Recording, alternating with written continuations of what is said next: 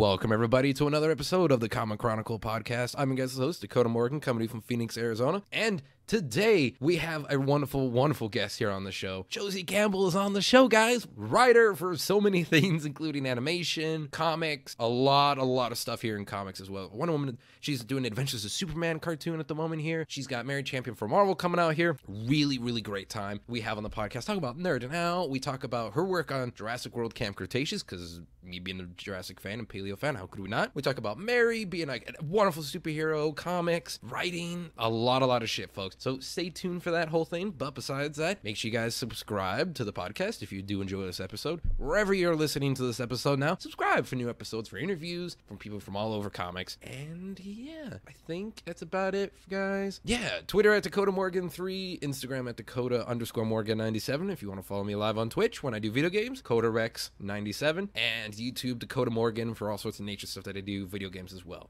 And besides that, folks, without me rambling on, let's dive into my chat with Josie. And yes, we're good. Awesome. It works. Oh, it's hopefully going to be a good week. Josie, I want to say thank you for coming onto the podcast. It is an honor to have you here. Of course. It was, I'm excited to nerd out and talk about comics and DC. Yeah, I don't know if you've listened to the show before, because we talk a little bit about comics, but mostly we talk about a shit ton of other stuff, though, it seems, on the show. Really try. We try to do comics, and then we talk a bit about it, and then It seems that Clay McCormick was on last weekend. We were supposed to talk comics and then Red Hood. We ended up talking about wrestling or movies. You just never know. I mean, there's times on there where we've talked about what it's like walking around in Central Park. Because I remember I had someone on. They were walking in Central Park in 2020, Amazing. and during during the quarantine. So like they were walking around for their morning run, and then heading back home. But like, what was that like? Because there's nobody out there, and it was dead Manhattan. It's like, oh god, this is scary. Yeah, no, I don't know if I'll be as exciting as wrestling. I have very few wrestling opinions, and I live in Los Angeles, so it's always deserted on the streets because we're all in cars. That's fair. That's fair. Hey, wrestling's something I never really talk about at all. It's not one of them subjects I ever really do. So it's very interesting. But I do have to ask, and I wanted to wait until we started recording for this, because was the food last week worth it? Oh, Dakota. Oh no. No. It was my husband's vegetarian. I am not. So whenever we order, I always get he'll get something with tofu, and I'll get whatever has the most possible meat in it, because at home we cook vegetarian. So I got this giant thing of butter chicken that was so good, and it melted in your mouth, and it was amazing. And I got lamb samosas on the side when my husband's eating his vegetarian food, and then 4 hours later is hi, I feel bad. Maybe it's the pakora, and he's it's not it's all the meat you ate. Yeah, well, of course he's gonna say that, though. That's a biased opinion being asked right there. Yes, sucker. Yeah.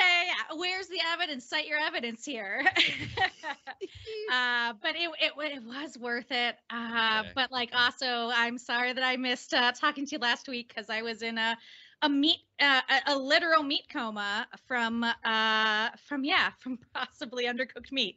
At least it was worth it. At least it was totally worth it there. I mean, I feel it, though. I was in a meat coma for about 2 days.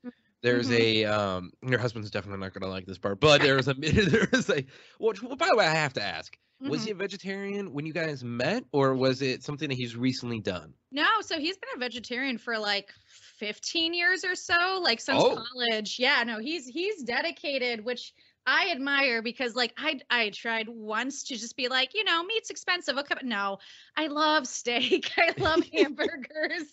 I'm always going out and getting the whatever meat and seafood combos. So he has a lot more willpower than I do. I'm definitely I had a day where I'm no, but I do want a cheeseburger though. Yeah, those are relationship goals, Josie. I'm not gonna lie to you. That's 100% goals.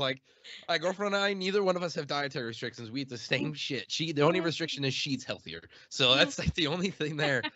But that's some goals right there. But there's a meat place here. I think definitely you would love it then. There's a place here. Oh, I can't think of the name. Mhm. It was very expensive. I did not mean for Mhm. it to be expensive. Me and other zookeepers, we went out there, and it was a place where you have a green card, kind of like on soccer. One side's green, one side's red, Mhm. and if it's up on the green, they will continuously bring you meat on a rod. But there's like Oh my lamb, God, there's yes. sausages, and like they're like, "Oh, would you like some, sir?" And I'm like, "My God, I feel this level of white rich. Holy shit!" It is crazy to me, and it was like so many. I think there was 12 different selections of different meat products you could have, like different types of steak. You got a bacon wrap stuff in there. There's different Oh, types of sausages. There was a cheese, like a buffet thing. You go up and you get oh, salad. There's cheese there. oh my God. Bread. You have to find the name of this place and send it to me because that sounds like my heaven. Oh my Uh, God! I Gosh. gotta I'll just let me send it. Just very professional on podcasting. Yeah, I'm gonna send a yeah, quick text. yeah. To one of my keeper friends in their Taj. Amazing. But yeah, that Yeah. place is crazy. Yeah. Well, yeah, that's like because I'm out in Los Angeles and everybody just assumes it's like very like there is like, very healthy vegetarian vegan places. There's a lot. But like Los Angeles is also like the home of the bacon wrapped hot dog. That's just like street Oh vendors. Oh, if you've never had one at night no! street. Oh my God, it's so good. Like at night, street vendors just come out into the street and it's like you've got barbacoa, you've got carne asada, Oh, you've got like tacos, and then there's like a whole just like type of street vendor that just has like a hot plate and all they're doing is sizzling bacon wrapped hot dogs oh, for you. And like the city always tries to shut them down because like it's like there's no way to like transport like they're just like transporting the bacon in like little like tubs with ice in it. Like there's no that's way about right. they're hitting anything. But like it's so good though. So like yeah, like at night when you're in Los Angeles, you just walk down the street and it's like this vendor over here is like making shawarma like on the street. This vendor has bacon wrapped hot dog. This food truck has like bacon hamburger, bacon wrapped hamburgers. It's if you know where to go and if you go after like 6 or so, it's like a meat heaven on the streets of What the LA. fuck? I feel so gypped. I've gone to LA plenty of different times for things over the years. I've Yeah. never done. I feel Oh, gypped. My yeah, you LA got friends have lied to me about this stuff. What the it. hell? Yeah, go to like Highland Park, go to Echo Park. I mean, my neighborhood, even in Eagle Rock, just like go at night in one of the main stretches, and yeah, just tons of wherever the fruit vendors were, the bacon rat hot dog vendors take over at night. Okay. So the plan wasn't to go back to LA for a vacation or anything like that, a little trip thing, but I think it might be now for next year. Just for that, and be like, listen, Josie said some places. All right, I'm gonna email her and she's gonna send me these places because we definitely need to know where to go. Yeah. Oh man, that sounds amazing. The problem is I have not eaten breakfast before this recording.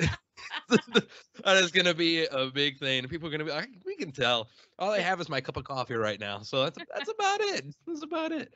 Um, yeah, but I definitely want to say is where do you find the time though, Josie? Because it seems like a lot of people I've had on recently, they seem crazy as hell busy. I mean, you have some new comics in the works right now too, and some new things. And shoot, you do stuff in animation as well. Yeah. Yeah. So while the answer was I found time on the weekends. I did too much stuff. So I'm currently the co-producer head writer for My Adventures with Superman, which is coming out next year on Cartoon Network and what HBO Max or whatever they will rename the app. But it will come out on both of those. I've also been, writing, wrote these 4 issues of New Champion of Shazam. I also wrote some comics last year for DC, the sort of Wonder Woman Black and Gold, a story for that, and then and the Teen Lantern Mogo team up right before that. And then I've got like you said, I've got some other things that like haven't quite been announced yet, but they will be in the new year. So Wow. yeah, it's been busy. I mean, the thing that's fun is it's almost all world, which has been a real delight because this is like the dream of like 10-year-old Josie who's just like, you know what? I have opinions about Superman and Captain Marvel. One day somebody will pay me. Oh, sorry. I think I lost you there for a second. No worries. Oh shoot! You were saying like somebody will pay me, and then you went it cut out, and I was like, I don't know if they did. Wait, hold on. Hold on. It's a mystery.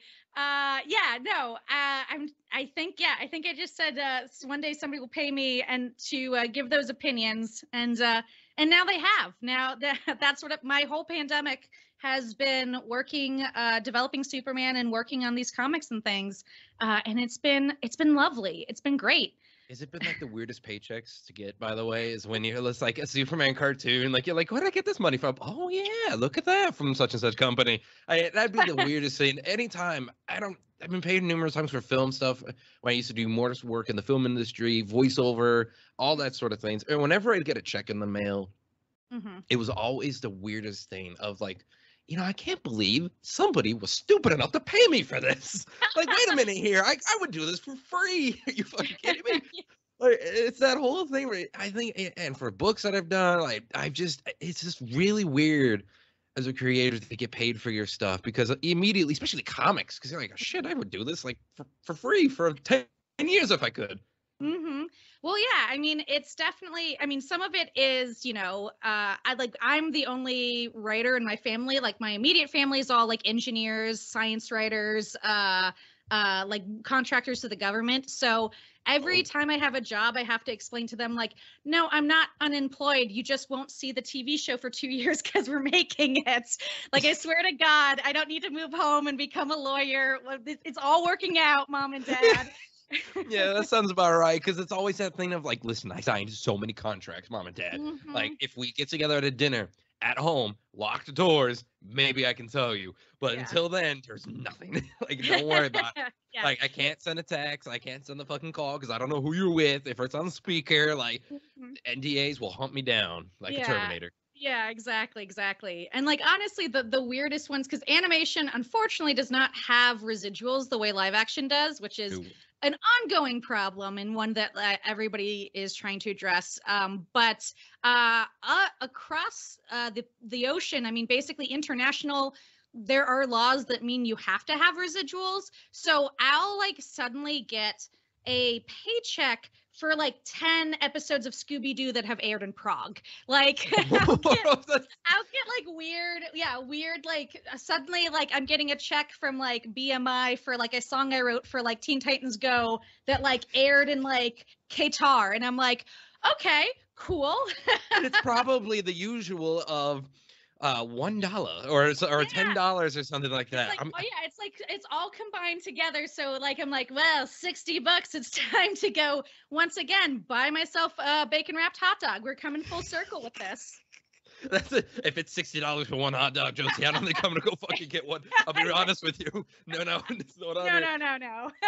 It's much cheaper. Oh, thank God. I have actually gotten a residual check once in the mail. This was years ago. I did a feature film here with Greg Grunberg, who I had on an old show once. Wonderful guy, by the way, wonderful dude. We did a movie together, and it was the lowest you could get. What do you think it was? Oh man, oh boy, I don't even know. Like I bet it's like maybe like 1,000 something, but like with an odd amount of like 1,067 cents. Like it's always like a very specific number. No. It was low. It was very low. And it was like it was nothing bad. I want to make it clear. Nothing bad or anything like that. It was just out for a long time. I got paid for it before. But it was just like a residual check a couple years later from the movie. What do you think it was? Okay. Low. Low. Think low. Okay. I'm gonna say like $20. Oh, comically lower. Comically. Like what, 5? It was a penny. I got paid a check with the pen. I'm like, what the fuck do I do with this? I'm not gonna take this at the bank. Wow. They're gonna think I'm crazy. I have it somewhere. I still do. I don't know where, but I have a check. You gotta frame that. You gotta frame that and like put it in your office of just like my beloved penny residual. From a feature movie. Like, all right. I don't. Oh, you're absolutely right. I gotta frame it. Yeah, gotta frame it. Be like, yeah, here, like my Hall of Fame. Here it is. Yes, that's my $1 bill from a business. Oh man, yeah, that's somewhere, folks. Somewhere. I heard other people every now and then get a penny too from some things, and we're just like, yeah, it's called the Penny Club. When I've been told, it's like I don't want this club. I don't want to be in here. Yeah. Like, and we have the Amazing. $1 Million Club. Yeah. So I do have to ask, like, Mhm. and you can say yes or no, depending, because I know you're doing a lot of work with them recently. DC, were you always a DC fan, or was it kind of a thing where you went into it later, or? I was always a DC fan. I learned to read on one of those, like, they had like those like learn to read Wonder Woman books that Oh, had like it was like her and like Catwoman, and Catwoman had like tried to blow up a dam. Like, it was also what? like my introduction to eco-fascism when I'm 5. Like, Oh, but like, yeah, I was, my parents like were really into Wonder Woman, and so I had a ton of Wonder Woman stuff growing up. I love Superman. Like, I grew up exactly at the time Batman the Animated Series was coming out. And while I also love X-Men a lot, and X-Men the Animated Series is amazing, Batman the Animated Series was absolutely hands down my favorite thing of all time. I loved it yeah. so much. And I feel like this is very much dating me, because like anybody younger is gonna be like, what are you talking about? I'm like, I remember when comics were in CVS's and in Oh, stores. oh no. Oh So no. so yeah, I'd go to my local CVS as a kid. I'd save up my money, and the CVS near my house had both comics that were recently coming out, and they also had like back issues of things, which is crazy. So Oh. like, I was buying Wonder Woman at the time. I bought Death of Superman as it came out. I also bought, like, they had like a bunch of like old issues of She-Hulk, like John Byrne's She-Hulk for some Oh reason, shit. Okay. which All right. also I love. Like, but like, very much whoever stocked the comics in the Rockville Pike CVS, like, hats off to you. Thank you. You molded who I am. You shaped a career. Little did you know. Little did you know. But yeah, I love Batman. I love Wonder Woman. I love Superman. I got really into Supergirl. Like, it was just like the Trinity was sort of like my standard as a kid. And then, as I got older, I, started buying comics on my own, tried to, hunt down comics whenever they popped up in shops. I do like Marvel a lot, but definitely Marvel was more college. And DC was sort of like what I was reading as a kid onwards. By the way, though, Wonder Woman, I've done the show for about 3-4 years. I never really hear too many people talk about reading Wonder Woman as Really? a kid. Yeah, I trust me, I love it. I really do, Oh because my it's God. cool. Like, Yeah. old school Wonder Woman was a thing. Like, people read old school Superman are like, oh, this is kind. Now, if you read it in 2022, it's a little bit on the weird side, but uh, I love it. Because I Yeah. love the old school Superman, but old school Wonder Woman was on a different plane of Oh existence. my God. It really Yeah. was. No, I loved it, because I was like reading, because like they had like they had like black biker shorts Wonder Woman, and then they had like contemporary Wonder Yes. Woman, up to contemporary Wonder Woman. So it was like, I have like my Perez like omnibus behind me, because like that was like, they had old stock Perez stuff, and then the stuff that was coming out while I was a kid, which was like the timeline when like Cersei and Ares are like gangsters in, Oh yeah, I like, forgot about that. because like I remember my very first Wonder Woman issue had I'm such a dork, Mayfly, who is this like assassin who also had hemophilia, so she had to be the best assassin ever, because if she got hit, she was dead. And like, That's some deep cuts right there. Oh totally, my lord. and it stuck in my head. I was like, this is the coolest thing I have ever seen. Oh my God. Like, I definitely hid it from my parents a little bit, because I was like, I don't know if I'm allowed to read this. Yeah, you're just like, these people, this one's an assassin. An assassin? Yeah, You're yeah, 5, Josie. What are you doing? yeah. There's like blood on the page, and like a demon lord popping up, like, and she's yelling at Wally. And I'm like, okay, so I'm gonna, if my parents ask, I've been reading the bonkers, like, Disney comics. Oh Gonna hide God. it. Oh my God. If it helps at any, Josie, when I was, this is aging me a little bit here. I was 8 years old when I saw the Spawn movie, because my dad's a big Spawn fan, and he got me into Spawn. Like, we'd go to hobby stores, and hobby stores sell comics back then. I don't think they do now, but they used to, and so I'd always go for the Spawn and pick it up. My dad would, I'd be like, yeah, let's get it. And the hobby store clerk, because my dad is big in RC cars, and the hobby store clerk would always look and be like, Father, the fucking year right here. Like, you're getting your kid how many Spawn issues? And he's like, oh, I'm gonna get him the 4 here. And it's like, what? And like, the Thane was also a mobster at the time. So I'm like, oh, that's really awesome. The Thane is a mobster. Like, or he wasn't a mobster, but he was dressed in like the trench coat and the hat. Like, so I was watching Spawn. I'd watch Spawn on replay all the time with Jurassic Park. It was up there with my Jurassic Park and Yeah. Godzilla. Like, that was the thing. So, in fairness, I don't think the Assassin and Wonder Woman was too bad as Spawn the movie. That's incredible.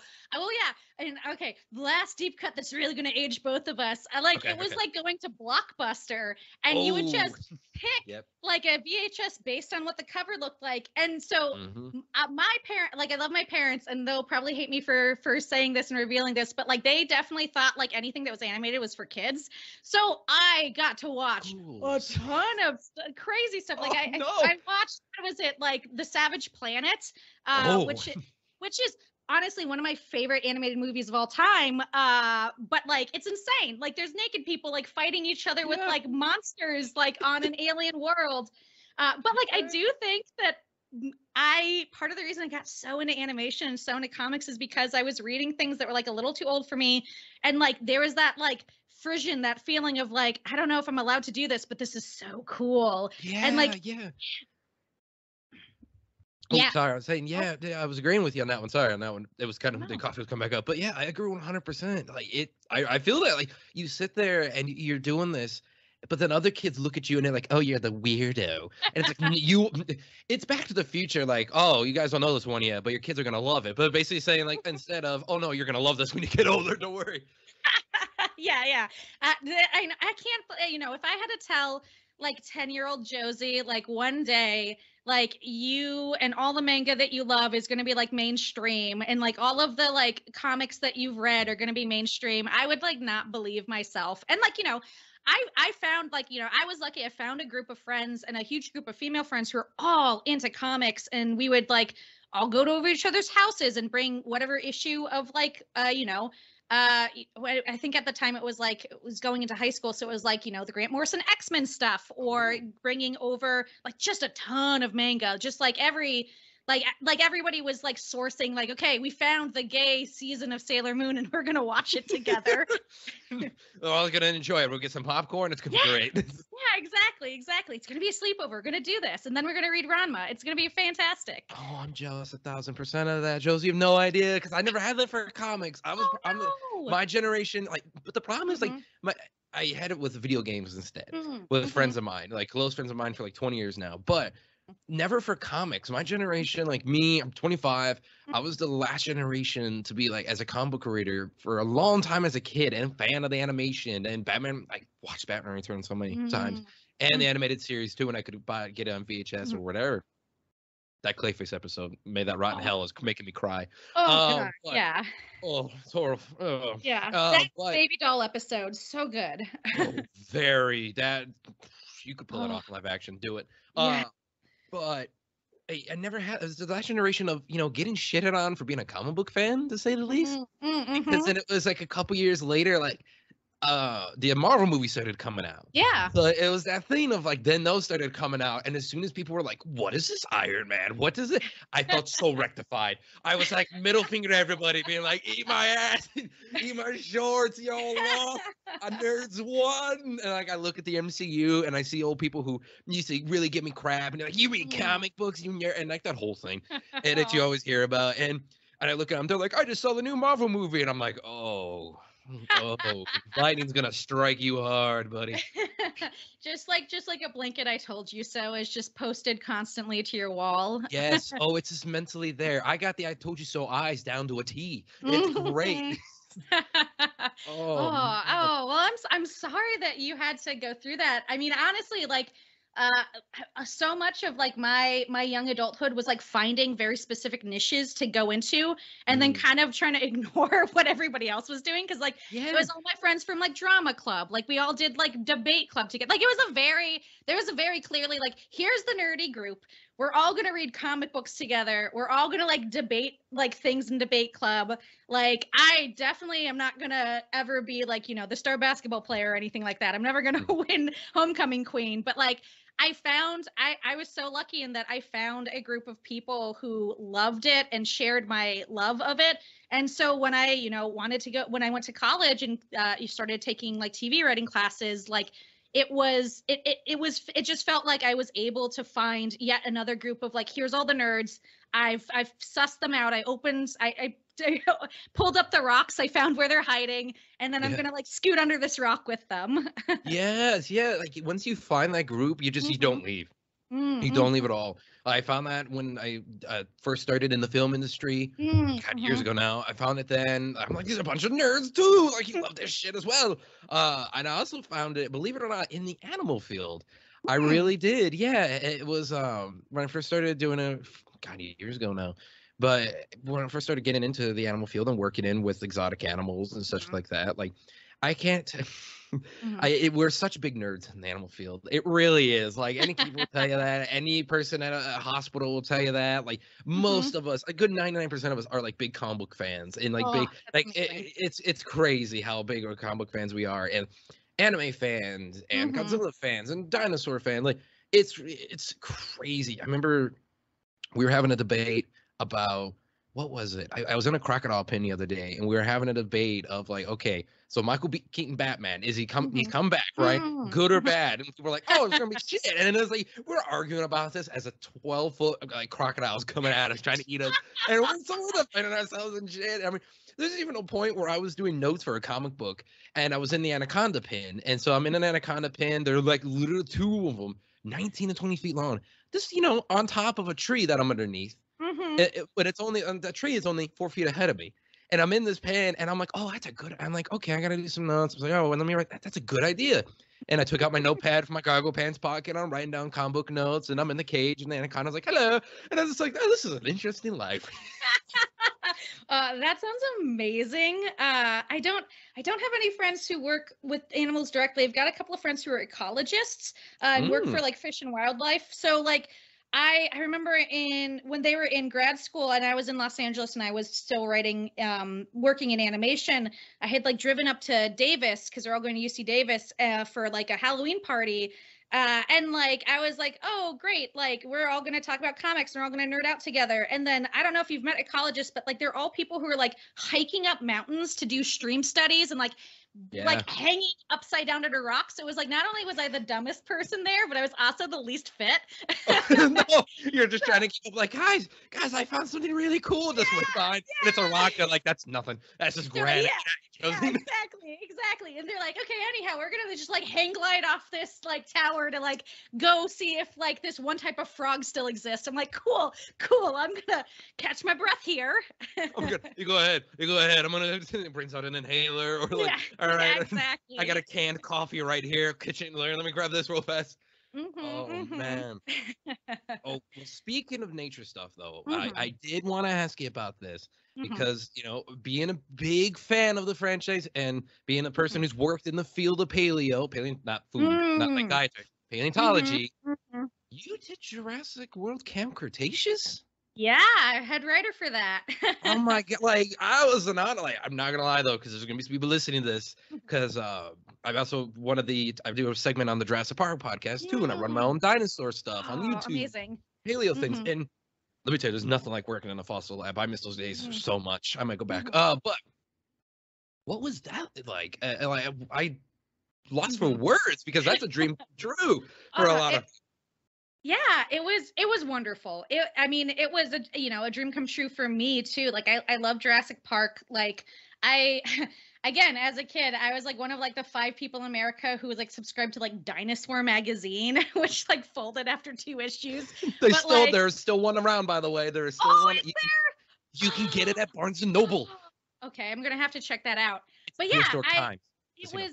Oh, okay. Prehistoric Times. I'm gonna find it. You're just gonna send me a list of things. I'm like, okay, meat store, Dinosaur magazine. We've got it.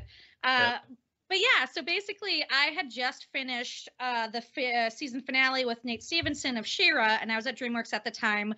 And that show had been almost completely wrapped up. And DreamWorks was like sort of being like, hey, there's like a couple of different things we're considering you for that you want to see if you're interested in. And like the first one they brought me in was they're like, hey, do you have any interest in dinosaurs? I'm like, yeah, I do. And they're like, okay, so you know how we did like that Spy Racers show? Well, we're doing a Jurassic World show. Are you interested? And I was like, hell yeah. So they brought me on really early. Like Zach had done like a little mini room. Zach Stentz to sort of come up with sort of the camp premise. And then I came in with him and then with Scott Kramer, who's the EP. And it's so funny because like a lot of the stuff we threw out like that first like 2 weeks of me working on it, where I was like charting out where we wanted to go and what dinosaurs we want to use, still is largely the blueprint that we followed all the way through, like down to like sort of the stuff at the end in season 5 was stuff that in that first week we're like, oh, this would be fun if we did this.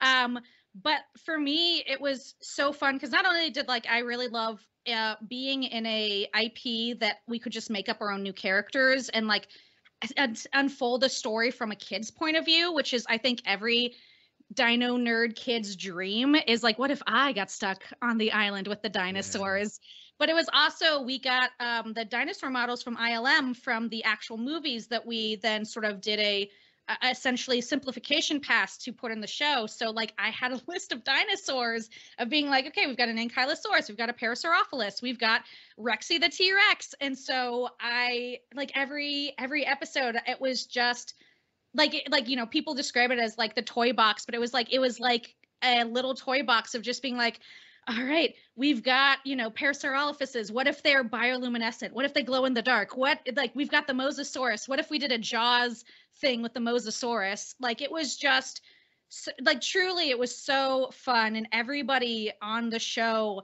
was, like, so excited about, also, like, about obscure dinosaurs, too. Like, people would be like Dimetrodons, like, get those in there. Like, I'd get, like, board artists being like, when can we have more Allosauruses? I'm like, I'm working on it right now, guys. We're working on it.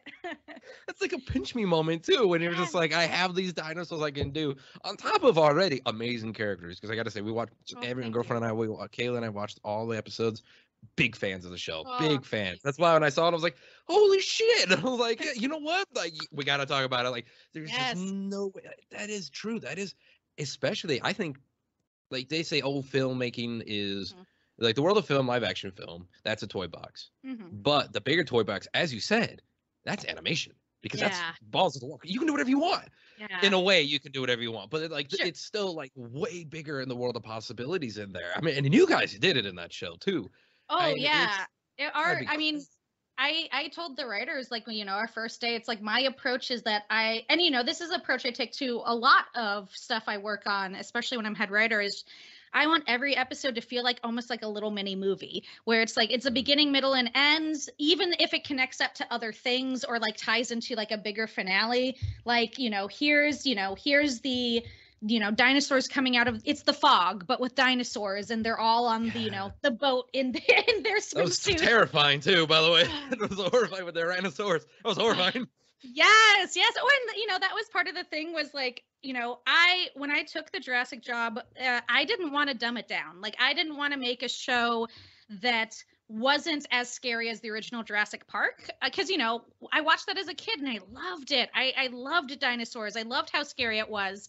And we were so fortunate in that Steven Spielberg and Colin Trevorrow and Frank Marshall and everybody on the like Amblin and like Jurassic World side absolutely supported that. They're like, yeah, no, we want this to feel like it could just fit in with the movies. We don't want to make a show where it's like, you know, the kids like make friends with a T-Rex and everything's okay. Like it's Jurassic it's Jurassic Park, it's Jurassic World. Things go wrong. That's why, and I told people, I'm like, just wait till episode 4 because when Indominus breaks out, it's game over. Because people might think that they're like, oh, it's a Jurassic, it's a cartoon, and it's like, wait, no, hold the phone. You're gonna, there's people do die in the show. What was? I have to ask you though, because it is like a big question about it is 2 things with the show. What was your favorite dinosaur to write? And then what was your favorite scene that you think you wrote? Oh, these are good questions. I'm trying to think. I mean, I'm trying to think.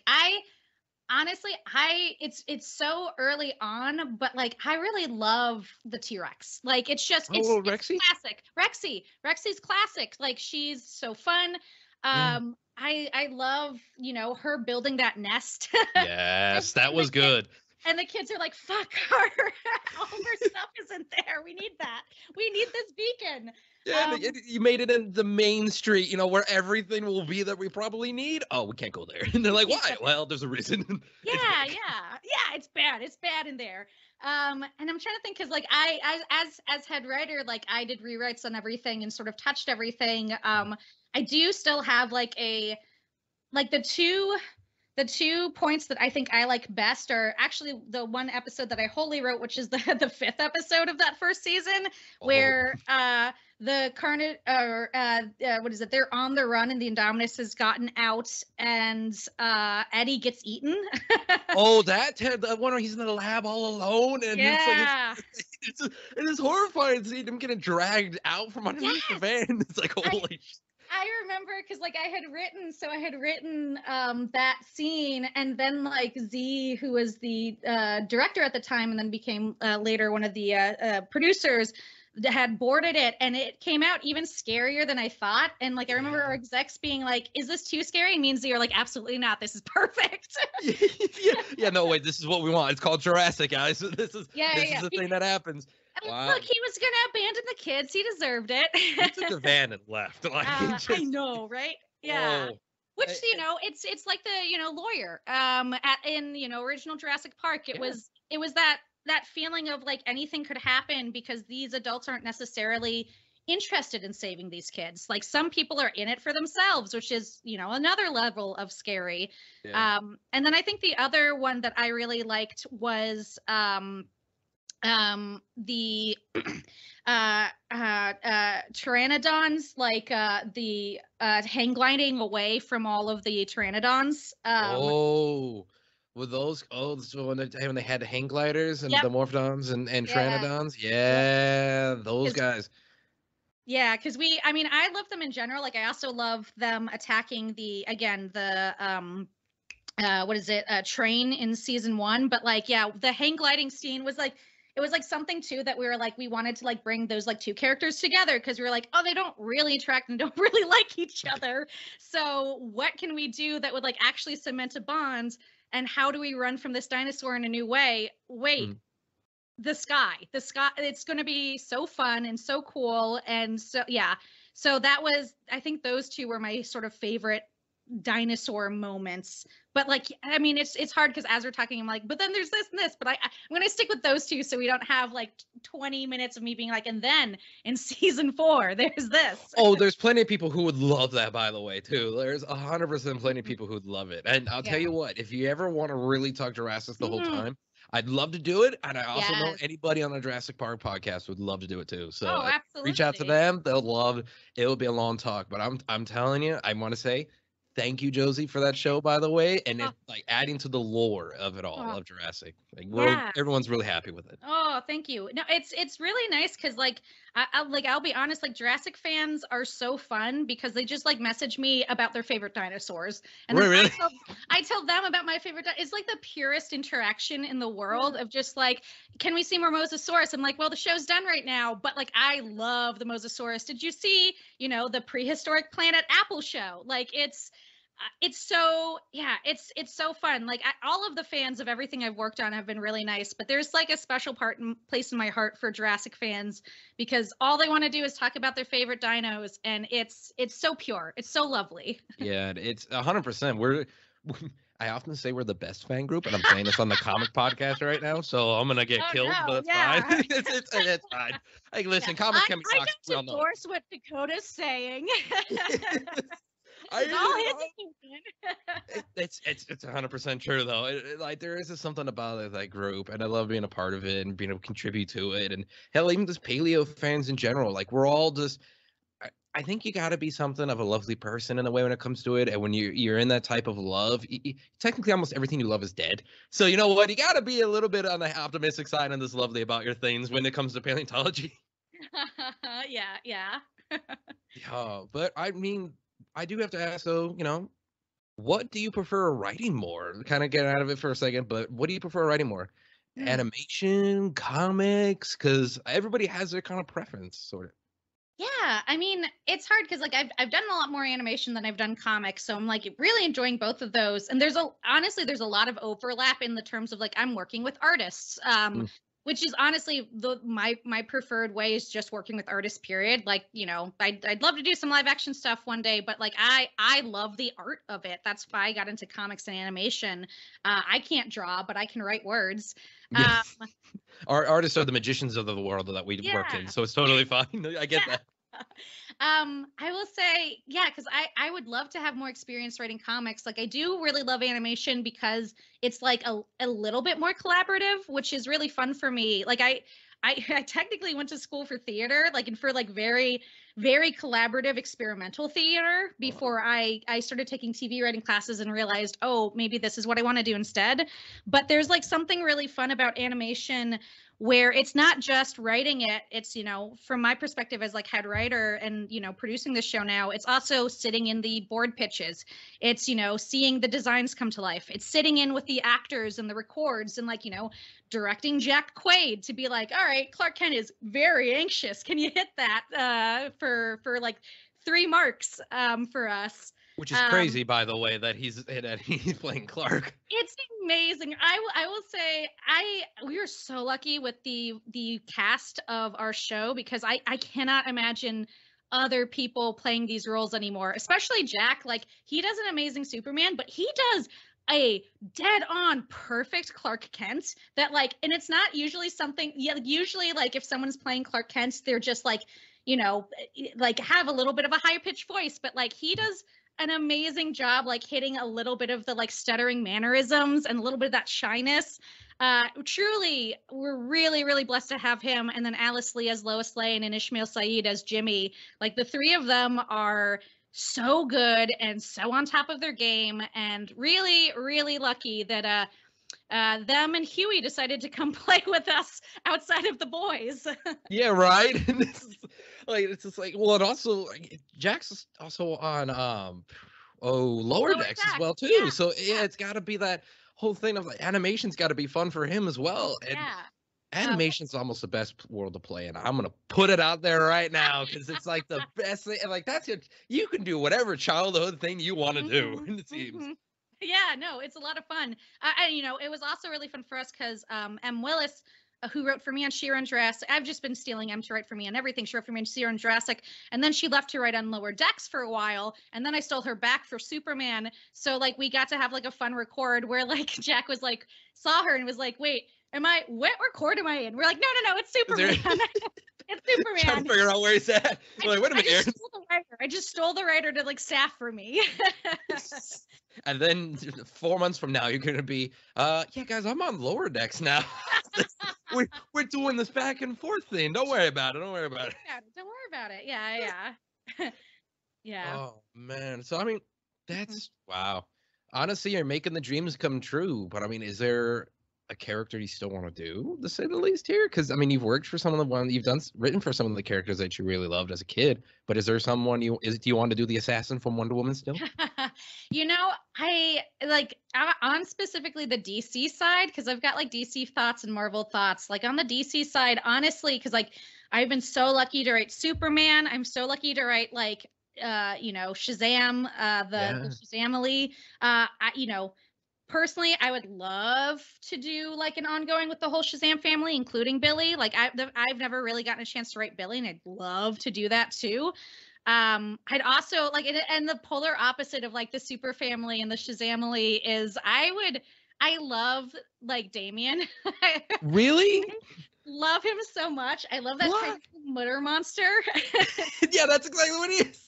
And so like to be able to write like, and I know like they've aged up John, so this wouldn't work anymore, but to either write a Super Sons thing or to write like a him and Batman team up or like a him and Catwoman team up, like like Damien and Catwoman would be a dream to write. Absolutely. Oh, that sounds good. That sounds really good, Josie. Okay, we need to get you to do this. Come on, you have connections. Come on. Be like, hey guys, it's a perfect pitch. You never know. These two very amoral, the most amoral characters surrounding Batman. But you gotta think like they'll team up over killing a crook and say okay. Yeah, they would absolutely enable each other. That would be so much fun. And then I would say outside of DC, like on the like, I would love to write, like, because I started when I first came out to Los Angeles, I was doing stand up and sketch comedy and then moved into animation. But like, I would love to write like Deadpool or Spider-Man.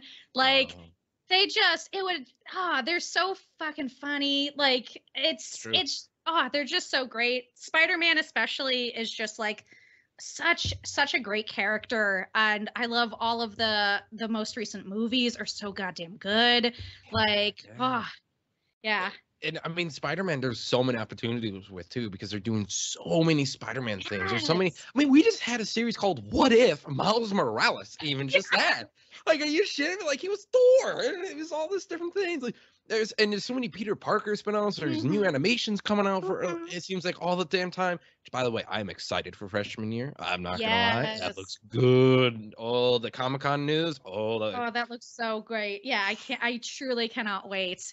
And I was like a fan for years of Dan Slott's. Like, I really liked when Doc Ock became Spider-Man. I know that was very controversial, but I had a great time reading that comic. It was good.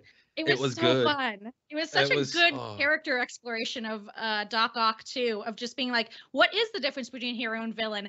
Oh, he's getting in his own way, but like in a way that makes him so self-centered. Like, I truly had a fun time reading that comic. Oh, I mean, I love it because he often said, like, Peter didn't do enough. I'm gonna do what Peter never did. Hey, he starts a $1 billion company.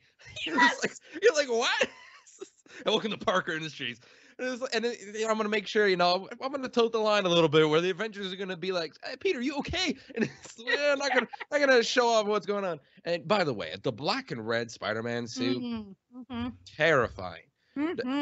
Utterly terrifying. And the Superior Octopus suit that came out later, that one's terrifying too. Like, the green with the gray and the blacks and there's Doc Ock is such an underrated villain. It's so good. Like, I was so excited that they got Alfred Molina back for the last movie, because like in my mind, I mean, obviously there's not been that many Doc Ocks in media outside of comics, but like Alfred Molina as Doc Ock is like chef's kiss perfection. Like, he's so God, he's so good. He like, there's so much like sadness and heart and like anger in him. It's incredible. But the Spider-Man PS4 game, I cannot remember that actor. Did you ever play that one? Yeah. Yeah, that actor who played Dr. Octavius in that. I don't remember the name of the actor, and my friends are going to kill me for not remembering. But the actor who played him in that, tears. Just tears. The whole time. And especially because, like, he I don't know, it's the voice, his voice, the way he portrays. And then he's like, look, Peter, I made these arms. And his fans were like, oh, no. And then at the ending scene, you're just like, I'm just going to go cry in my bed for like 2 days. Because then it gets worse with Aunt May. Oh, God, no. Oh, my God. That game's the feels. Yeah, that game. Well, yeah, because it's like that game and then that, I'm going to take a second to, whatever, Shazam, I'm doing stuff. Like, we're going to talk about Spider-Man for a second. That game and then that latest movie, like, what I loved about it was, like, addressed that, like, feeling of, like, for me, part of the reason I do like usually characters that like hew a little bit more to the big blue Boy Scout is because like I really like that sort of morality play aspect of them, and I like the question fundamentally of what makes a hero, because everybody has a slightly different answer. With great power comes with great responsibility. It's truth, justice, and now a better tomorrow. But like, I think that last Spider-Man movie really hit for me what I really loved, which is like their version of Peter is somebody who doesn't give up on people, even if they don't deserve it. Like, he's going to show mercy and he's going to try to help people, even if those people are cruel to him, even if those people are mean to him, which like works. Cause like by the end, like the whole city of New York is against Peter, is like the villain in this last movie. But like, it's like that movie said, like his superpower is his compassion, that he's going to do the right thing even when it hurts him, and like that's so compelling. And he's a kid too. Like, that's like the big part about it. He's not like a 40-year-old man or something like that. He's 17 or 18 years old at this point. I think now, like at that point, he's I think like in his 20s. But he's he's still just a kid, and that's what I think that immediately makes it to a hero level at that point. Yeah, exactly. It's, I had said on a different podcast, what I like about it was a specific talk about like the 78 Superman movie, which I love Hmm. and was like a big inspiration for our show. But like, I love the version of Superman who sees saving, Air Force One and saving a cat out of a tree as like equally as important. Like, it's Yes, just like, yes. yeah, it's a person who he has all this power. So what he's going to do is like, a little girl's like mental state about her cat, or like All-Star Superman, a girl standing on the edge of the roof is as Mm. important as stopping Lex Luthor. That these things are not like side to the stories, they're central to the stories. And so like a Superman who does the hard work, who cares about everyone, like that's the Superman that I really love, It's classic Superman. Exactly. 100% that is classic Superman. And it was what made him work for, Yes. oh my God, almost 100 years now, or almost at that Yes. point there. He's And like it's what 80 something. God, oh, yeah. yeah. This is the podcast where Josie felt old. I know, right? Oh, Guys, dude. I haven't been around for 80 years. I'm gonna just because I remember a blockbuster doesn't mean I'm a century old. No, listen, I had there was I had a conversation with someone the other day. It was mentioning Blockbuster. Actually, it was a few months ago. Oh God, time is meaningless. But it was a few months ago. It was old stepsister, and she was 16, 17, and she at the time, and my God, she's like, "What's a Blockbuster?" She'd never heard of it. So Oh, let me tell you, okay. that is making us feel a little bit old now. Yeah, And I'm like, "What about yeah. Hollywood Video?" And she's like, "What's that one?" And I'm like, "Oh no." But we are coming near the end here. I should make it clear. We are coming near the end, and you mentioned it before. We do gotta talk about you going into the Shazam world. I bet you Yes. bosses would probably appreciate it if you did do that. This little bit. Yeah, for Like Josie, sure. what the hell? Josie, stop talking about meat and dinosaurs and please focus. You did Superman. You did something good there. But yeah, Shazam in the world and that. What was so kind of like tell people like what you're doing with the good old Mary Marvel and such at the moment. Yeah. So I'm working on the 4-issue miniseries, New Champion of Shazam. It's picking up right after my pal Tim's Teen Titans Academy run and the Shazam to Hell and Back mini that he did, where basically it's like a brand new status quo that Billy is locked in the Rock of Eternity. He's gone. So the powers of Shazam have been sort of transferred from all of the family and him to just Mary. That she is going to be the solo new Shazam, the new champion, the new crime fighter, sort of trying to unravel a sort of new threat that has come out into the world. So I think if people have read that first issue, you can see she doesn't totally want to do it because she's 18. She worked her ass off to get into college. She's trying to go to Vassar. She's trying to find her place in the world and who she is outside of just the Shazam family. And then right when she thinks she's out, she gets pulled right back in by Hoppy, the talking Marvel bunny. Forgot about him. Oh, I love Hoppy, who's been sent by Billy to give her this message and by a new set of threats to her and to Philadelphia.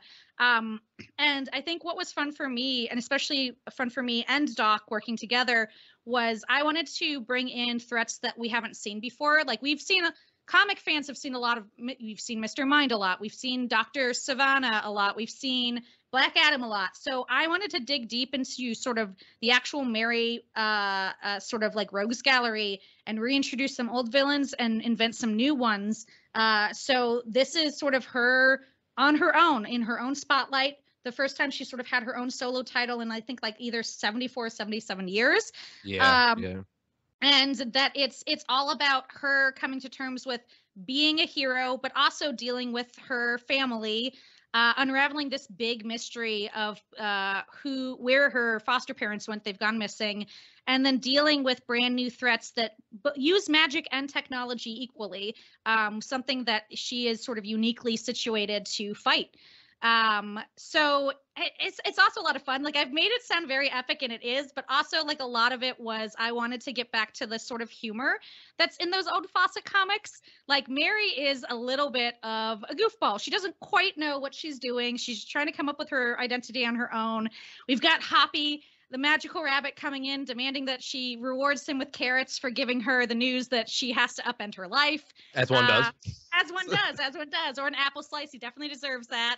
But yeah, I wanted to make something that was really fun, that was really funny, that had heart, and then more importantly, sort of reimagined Mary in a way that felt true to sort of her Fawcett roots, if you're a fan, but also is a jumping on point if you've never heard of Mary or the Shazamily before. So that was a very long-winded answer to say I love Mary, and I can't wait for everybody to see the next issue comes out, I think, in a month from now. And then, yeah, I think the next 2 out before the end of the year. So put it on your pull list, guys. It's beautiful. A series that I've been looking forward to since I heard about it, to be honest with you, because I want to tell you a secret. People are gonna. This is the episode where people are gonna get mad at. Well, you know what? I've had the ones before. I like Mary more than Billy. I really do. Like, I don't know why. Like, Billy, this is fun. I love Shazam. I really like. He's one of those. I never really talk about it, but I do love Shazam. I've read a lot of the books, his solo books. I especially love when Billy's with Cyborg and they just geek out together. That's a great time. But Mary is like that untouched gold. We're just like, this is a character who's really good. Like, she's really funny. She's really charismatic. She's really caring, but like kind of still doesn't know what she's doing in a bit there. But she also does deal with the semi-adult problems as well too. Like, Billy can be for the younger audience, and then Mary's like for the older audience, and I love that a bit too. Yeah, no, I mean, especially, since I think the New 52, which sort of like has been like, other parts of it have gone in and out of canon, but it's kind of been the family's been reimagined, like with Mary being sort of the older sister and a little bit more set aside from everybody. It just felt like a really good time to like put a spotlight on her. And, like I was so lucky because we put a spotlight on her. That's how we got Doc, like he had been pretty vocal about being like, I've done a lot of like Shazam. I've done a lot of stuff. I'd be interested in Mary. So, like, I think he said this in interviews before, like, I was writing the comic and just a couple of names had been floated. And then Brittany Holzer, my editor, was like, hey, like, I asked Doc Shaner if he wanted to do a cover and he wants to do the whole book. Is that cool with you? And I was like, yes, it is. Like, crying. I'm like, yes, it is cool with me. Please. You mean to tell me I get to have all this beautiful art? Yes. And it's so gorgeous. Like his Mary is so like, he does this perfect like dichotomy of like, she's so strong, but like also so like graceful at the same time. Like she has, she Shazams up and she's got, her biceps, she's got her muscles, she's a little taller, and then she's got her hair sort of floating like a cloud in the wind. Like she's got her like cape sort of floating around her, like this, like lightning's like looking ethereal. Like it's I had written a thesis in college about comic books, and I remember looking up and finding an old guide on how to draw Mary from the Fawcett days, and like the way, paraphrasing it, like the way they described her is like she like flies and lands like a lark and then punches you out. And it's like he does such a perfect job of like those two, of like she's so graceful, she's like this lark, she's flying, she's iconic, and then she's like smashing people into the ground with super strength and lightning. Oh, come on. I mean, you can't get any better than that. Like, you really can't. And you know what? People who are like, oh, I want a new character to read in comics from DC, that's going to be the one to read, I think. But thank you. Hey, of course, I don't like the BS on this show at all. I really don't. This is the most truthful podcast around. I like so.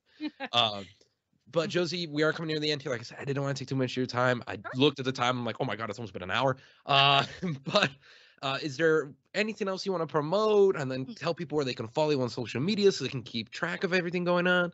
Sure, yeah.